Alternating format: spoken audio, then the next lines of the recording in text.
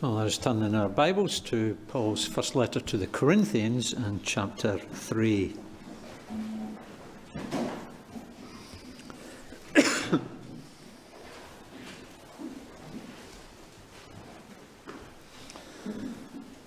One thing which has changed dramatically over the years, over the centuries, is the speed at which buildings go up, the speed at which buildings are erected.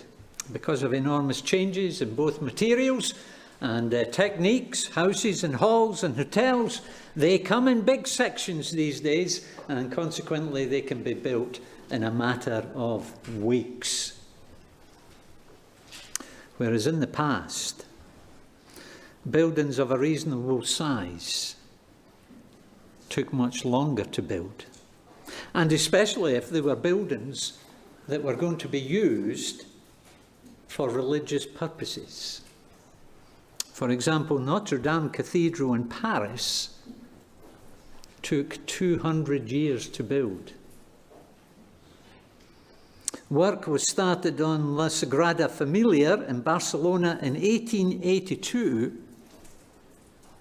and it is still not finished yet. That's how long some buildings took to build.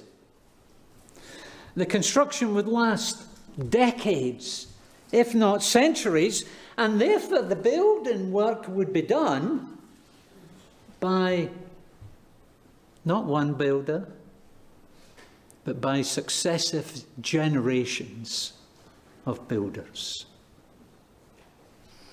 And it's important to remember that as we come to our passage for today, because by the time we get to the second half of 1 Corinthians 3, Paul has switched from his farming illustration to a building illustration. The transition from one illustration to the other was made at the close of verse 9, where he said to the church in Corinth, "For we are God's fellow workers, you," and please note, he's referring to the people, "you are God's field, God's building." The local church is being viewed as a building. And the first thing Paul says concerning the construction of this building is in verses 10 to 15, and there he tells us to be careful how you build the church. Be careful how you build the church. Now, having been instrumental in the initial establishing of that local church in Corinth, Paul says this in verse 10. He says, "By the grace God has given me, I laid a foundation as an expert builder, and someone else is building on it." By the time we get to verse 11, you hear Paul saying that the foundation that he laid was Jesus Christ. And from what he has already said back in chapters 1 and 2, it is reasonable to assume that by that he means the apostolic gospel of Jesus Christ and him crucified. And what he also emphasizes in verse 11 is that there is no other foundation on which a church can be built. Isn't that interesting? You do realize, don't you, that you can gather together a company of people like this. You can gather together a company of people around all sorts of interests and all sorts of agendas. Social, sporting. The football clubs throughout our nation do much better than this every week. Political, cultural, and yes, religious. But if your company of people is ever going to constitute a true church, then the foundation of your gathering must be Jesus Christ and him crucified. The person and work of Jesus Christ must be the foundational and the fundamental basis on which the people come together. If it's not, then it might grow and become a huge company. And it might serve some kind of purpose, and it might even serve some kind of good purpose. But if that is not its foundation, it will never be a church. It can meet at 10:30 on a Sunday. but it won't be a church. And that is why Paul did all that he possibly could by the grace of God to get the church in Corinth established on the proper foundation of a Christ-centered, cross-centered gospel. But now that he is gone, other people are responsible for carrying on the construction work, and his word to them at the close of verse 10 is, "But each one should be careful how he builds." It's a word of caution that is directed particularly to the leaders of the church in Corinth, and the reason they need to be careful is because even if a church is established on a correct foundation, it is possible for the subsequent building of that church to vary enormously in quality. And that's why we hear Paul say in verse 12, "If any man builds on this foundation using gold, silver, costly stones, wood, hay, straw." Now, before you start to think about what may constitute each of those 6 things, what will be gold, what will be silver, then let me just say that it is likely that Paul's list of 6 is to be understood essentially as a list of 2. 2 different categories of materials. The one being inflammable, while the other is flammable. The gold, the silver, and the costly stones, as you probably know, are the inflammable ones, while the wood, hay, and straw are the flammable ones. And the reason why I suggest that that is the great demarcation between these lists of things is because of what he goes on to say in verses 13 to 15. You see, the reason why we need to be careful about how we build the church, verse 10, is because there is a day coming, verse 13, when our work will be shown for what it is. Paul is looking forward to the end of world history as we know it, to that time when everyone and everything will be assessed by the judge of all the earth, including the way in which church leaders have gone about the building of their churches. That will be revealed by fire, verse 13, and the fire will test the quality of each man's work. Now, you don't need a PhD in material science to know that some materials, some things survive a fire much better than others. We all know that, and that's the difference between the gold, the silver, and the costly stones on the one hand, and the wood, hay, and the straw on the other hand. The one survives a fire.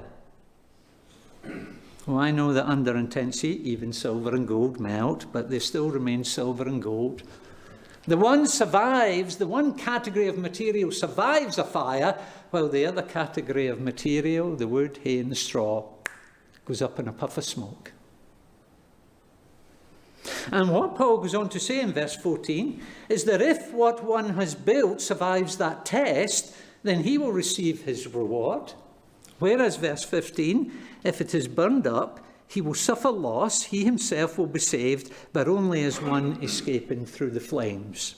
And just to repeat what I said last Sunday, verse 15 has nothing to do with either the idea of purgatory or the theory of the carnal Christian. This verse is about the work of church leaders being tested on a future and final day. And if their building of the church is proved to be seriously deficient on that day, then there's no doubt that they themselves will be saved. But their work will be seen for what it is: faulty and flimsy and flammable. Passing, and this is the great distinction, passing, fleeting, rather than enduring. And it is in the light of that coming day, says Paul, that we need to be careful about how we build the church. Please note, the ultimate test as to whether a church is being built properly is whether it stands the test of that future day, and not necessarily whether it grows numerically in this present day. The fact that a church is bursting at the seams is no sure and certain indication as to what kind of materials are being used to build it.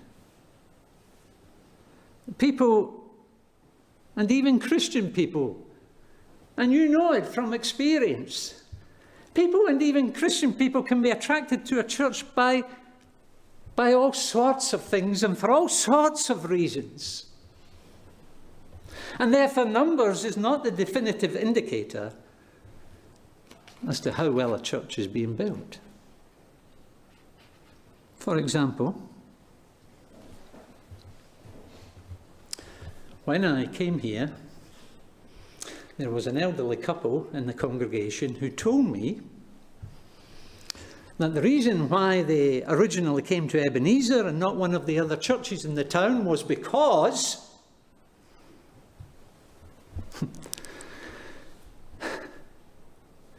we had our own car park, and that made it much easier for them. I wonder what they would think of our driveway now that it has been redone. That's why they came to Ebenezer originally. The car park made it much more convenient for them. Car parks, comfortable seats, central heating, music, dress code, decor of the building, football team, filtered coffee at the end of the service, cupcakes, and so on, are just some of the reasons why people attend a particular church. And so that being the case, numbers shouldn't be used as the definitive indicator in our assessment of how a church is being built.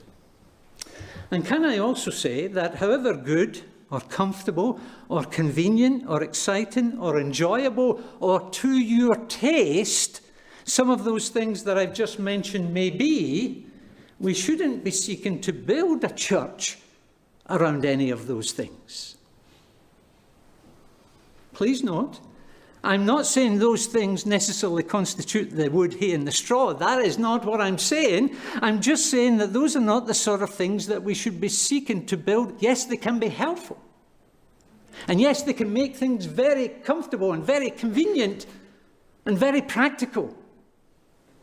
But it's not the sort of things we should be seeking to build the church around. Instead, we should be seeking to build the church around things which are far more important and of much greater significance. Things which are of eternal significance. Because don't forget, the great test is in eternity. And so we should be seeking to build the church around things that are of eternal significance. The ultimate test of how a church has been built is our Lord's assessment on that future day. And so the questions we need to ask is, how does he expect his church to be built? And what is going to satisfy the demands of his test on that future day?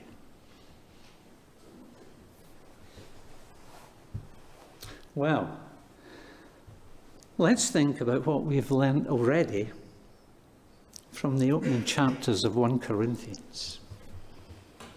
It's always a good place to start in the book that you're in. What have we learnt already from the opening 2 chapters of 1 Corinthians? Well, throughout chapters 1 and 2, Paul has emphasised 2 things about the building of the church. The first being the absolute centrality of a Christ-centred, cross-centred message. Well, here in chapter 3, verses 10 and 11, he describes that as his foundation in Corinth. But please don't think for a minute that by calling it his foundation, that he expected the next generation of builders to come along and to build with something completely different. Of course not. No, having said in chapter 2, verse 2, that he resolved to know nothing while he was with them except Jesus Christ and him crucified, Paul would have expected subsequent builders to retain the centrality of his Christ-centered, cross-centered gospel. The other thing Paul has emphasized in these opening chapters is our absolute dependence upon God to work by his Spirit. Chapter 2, verse 10.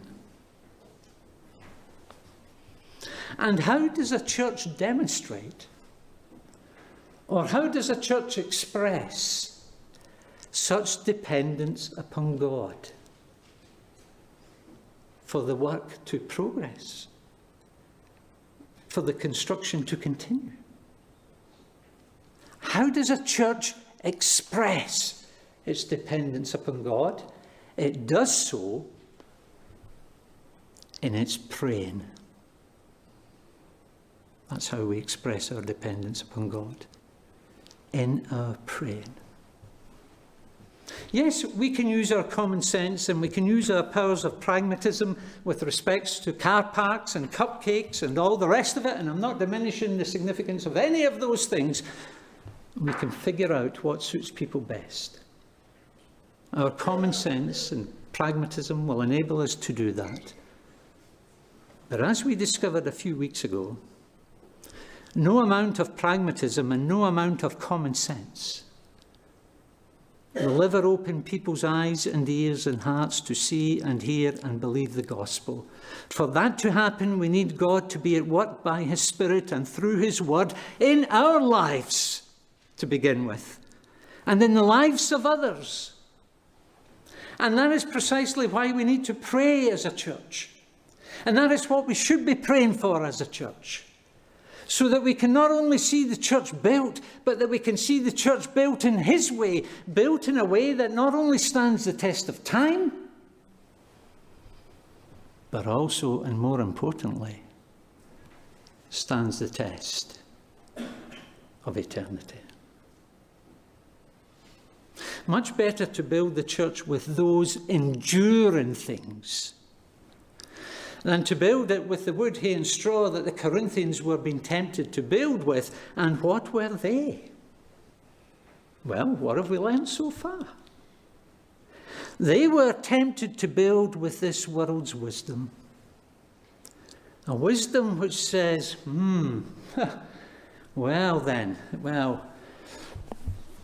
you don't want to make too much of the cross.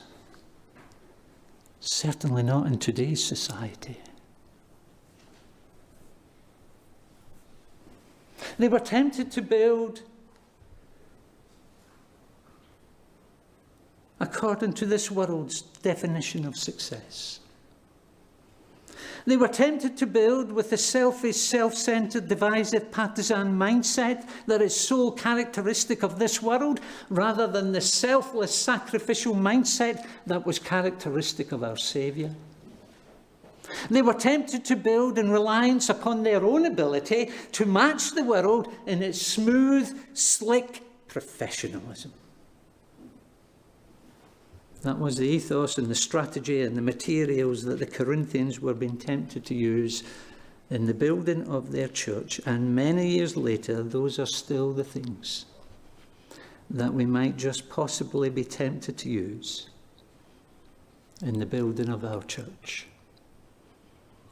A worldly understanding of wisdom, a worldly understanding of success, a worldly understanding of how we relate to one another as the people of God.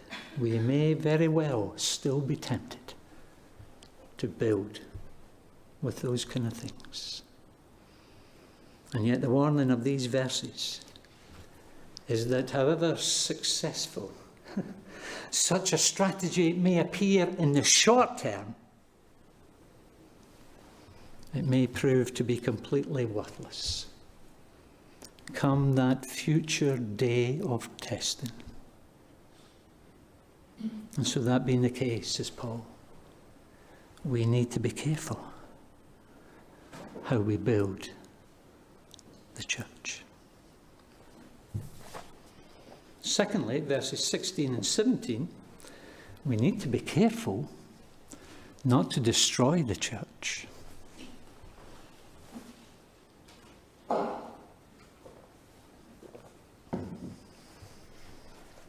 Now, as you read the list of materials in verse 12, you may have been a little bit puzzled as to why the inflammable wood materials were gold, silver, and precious stones. After all, breeze blocks or reinforced concrete, or the ancient equivalents, which I assume they had, such things would have been equally inflammable.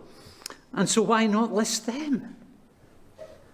Why mention such elaborate materials as gold, silver, and precious stones when, let's face it, not many people construct buildings with those sort of things, do they? No, you're right. Not many people do. But there was one man who did. Can anybody tell me his name? Solomon. King Solomon of Old Testament times, he built a temple which had no shortage of gold, silver, and precious stones in it. And the reason Paul refers to those materials in verse 12 rather than reinforced concrete or breeze blocks is because by the time we get to verse 16, we discover that he wants to use the illustration and the language of the temple as a way of describing God's church. And the reason he does so is just as that Old Testament temple was the place where God chose to presence himself in a particular way back in Old Testament times, so the church is the place where God has chosen to presence himself in a particular way in these times. That is why Paul says in verse 16, "Don't you know that you yourselves are God's temple and that God's Spirit lives in you?" Now, by the time we get to chapter 6 of this letter, we will hear Paul say that as a result of being indwelt by the Spirit of God, the individual believer is a temple of the Holy Spirit, and being individualists who come from a very individualistic society, that is the one we always think about. But here in chapter 3, it's not the individual believer that's in view. It's the church. Please note, not the building of bricks and mortar, but the people. It's the people that are being described as God's temple. Right into this local church, he says, "Don't you know that you," and the "you" is plural, but the temple is singular. You, many people, one temple. Don't you know that you are God's temple and that God's Spirit lives in you? And that is what ultimately distinguishes the church from all other companies and congregations of people. That is what ultimately distinguishes the church from all the institutions and organizations on the face of the planet this morning, even Christian para-church organizations. The church is where God has chosen to dwell by his Spirit. And so, not surprisingly, the church is special to God. Or as Paul says at the end of verse 17, the church is sacred. Not the building, the people. The church is sacred. The church is holy. The church is of the greatest concern to God. That's why it's an enormous privilege to belong to God's church this morning. Enormous privilege. But with that privilege comes a frightening responsibility. And it is the responsibility of being careful not to damage or destroy God's church. Did you hear what Paul said in verse 17? If anyone. And whereas the previous paragraph was directed primarily towards the builders of the church, i.e. the leaders and preachers and teachers of the church, this paragraph appears to have a wider application. It is to anyone within the church. If anyone destroys God's temple, God will destroy him, for God's temple is sacred. And you are that temple. And how were these Corinthians in danger of destroying God's church? What have we learnt so far in the letter? They were in danger of destroying it if they continued to imbibe worldly wisdom to the extent that they removed a crucified Christ from their message altogether and replaced it with something that was much more culturally acceptable. If they got to a point where they had completely removed the message of Christ and Him crucified, then the writing was on the wall as far as that church was concerned. They were in danger of destroying it by their jealousy and their quarrelling. They were in danger of destroying it by their divisive partisan tendency to rally behind and give their allegiance to certain prominent personalities in the church, whether past or present. They were in danger of destroying it with their self-reliant, self-sufficient triumphalism rather than a humble dependence upon God. And 2,000 years later, and such attitudes and actions still have a damaging and destructive impact on the Church of Jesus Christ. Some of those behaviours may bring about the rapid or even the sudden destruction of a church, while others, the more common type, others may bring about a gradual demise of a church. But either way, a local church can be seriously damaged and potentially destroyed by any of those tendencies that you see in Corinth. And the sobering warning of verses 16 and 17 is that the punishment for such behaviour fits the crime. Did you notice that? The punishment fits the crime. Although the assurance given in verse 15 was that in the case of shoddy building, the builder himself would be saved at the final judgment, did you notice that no such assurance is given in verses 16 and 17 when construction has been replaced by destruction? What an omission. Now, personally, I wouldn't want to build a doctrine on an omission, but it is nevertheless a striking omission. An omission which ought to make us appreciate the seriousness of what has been described here. These verses are a solemn reminder that the greatest threat to the future existence of a church is often not external, but internal. If you were asked what the greatest threat to the future existence of your church was, what would you say?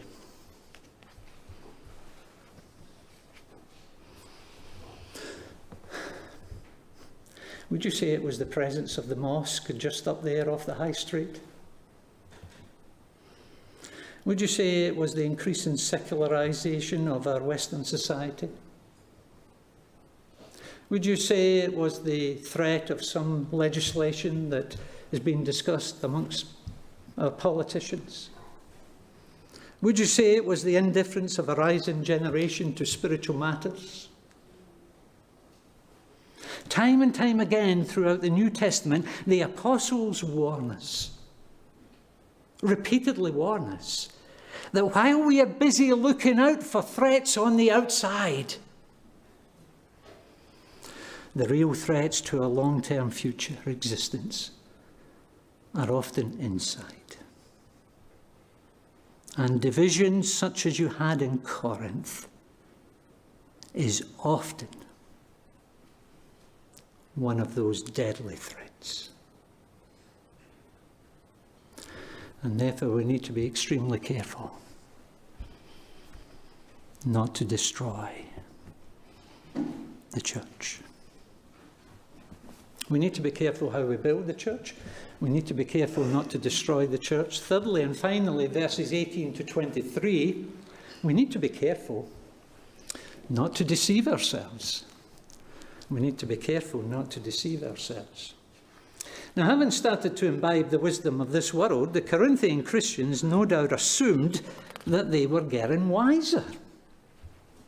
That is why Paul has to say to them in verse 18, "Do not deceive yourselves. If any of you thinks he is wise by the standards of this age, he should become a fool, so that he may become wise." Now, I know it's early on a Sunday morning, but I think most of us would say that that sounds a little bit of a contradiction, does it not? He should become a fool, so that he may become wise. There's one for you to get your head around on a Sunday morning. The explanation, of course, is that, as we've already seen in chapters 1 and 2, God's wisdom is totally at odds with the wisdom of this world, and consequently, God's wisdom is considered foolish in the eyes of this world. But it is by following God's wisdom, even if it means becoming a fool in the eyes of the world, it is by following God's wisdom that one becomes truly wise. But then not only is God's wisdom foolish in the eyes of the world, the wisdom of this world is foolishness in the sight of God. Verse 19, that is why I quote an Old Testament scripture, "He catches the wise," i.e. those who are wise by this world's standards. He catches the wise in their craftiness.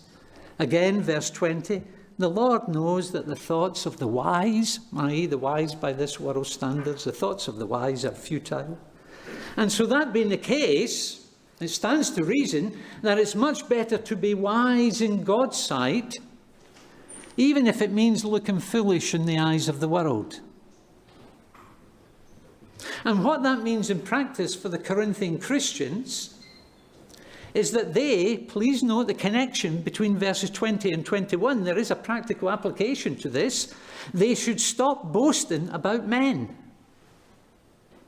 Well, such boasting about their favourite personality may have made them look good in the eyes of the world. And I say that because in a society which was obsessed with eloquence and rhetoric, such boasting may have given them a certain amount of kudos in society. But it is foolishness as far as God is concerned. And what we have in verses 21 to 23 is an explanation of why it is foolishness. No more boasting about men, for, not in the NIV, but in the ESV, for all things are yours.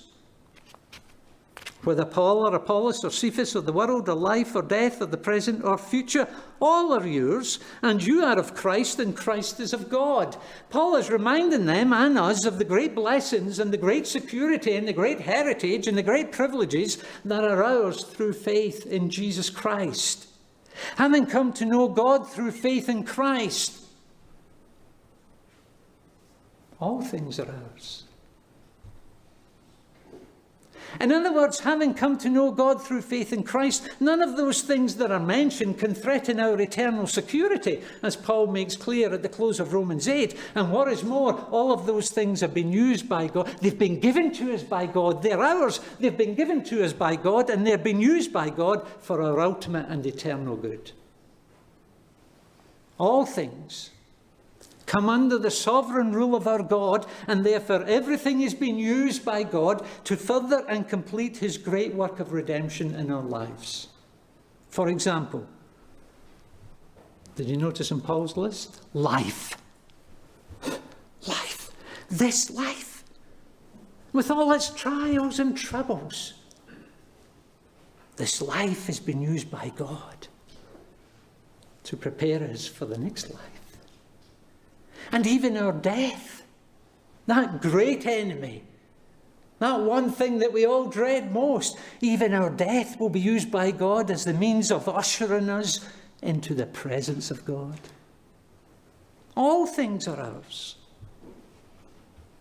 All things have been given to us by God and are being used by God for our good, including, please note, including Paul and Apollos and Cephas. And someone in Corinth might say, "Oh, hang on a minute, Paul.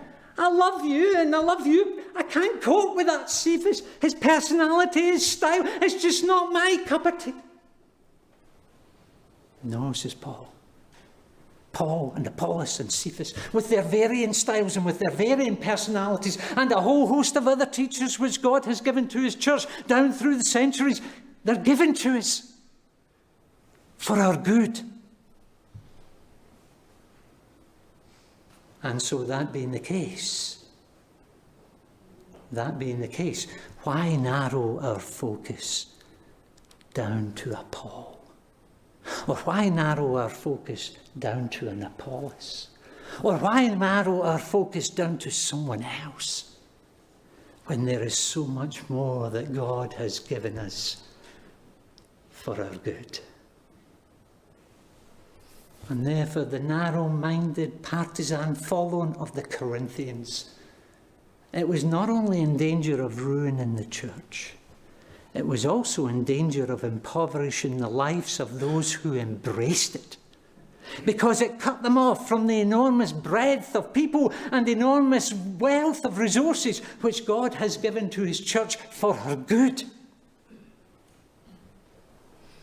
And what was true for them back then continues to be true for us today. You see, by becoming so narrow in our outlook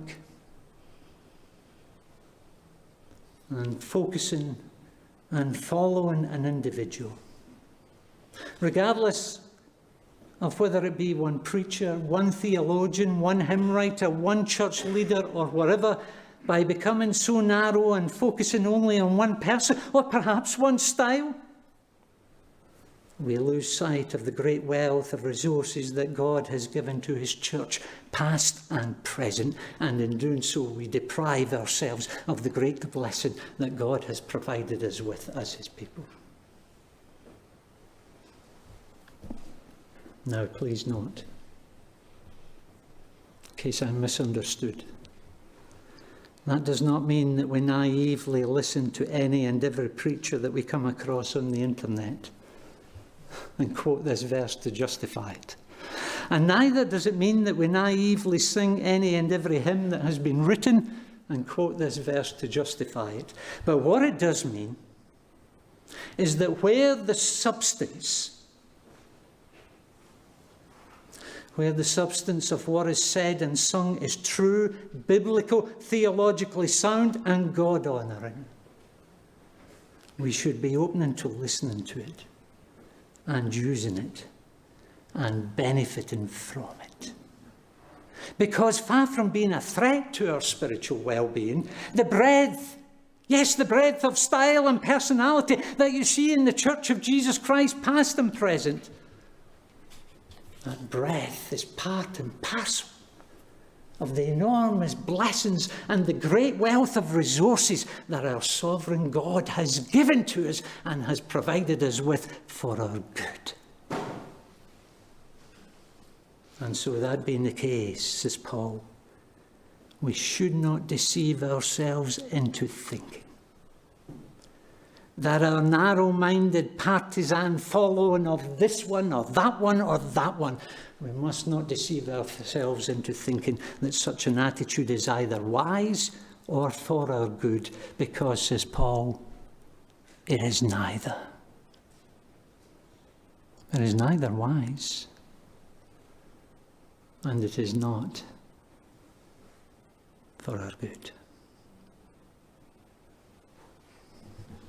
Three things Paul emphasises in the second half of this chapter. 1, be careful how you build the church.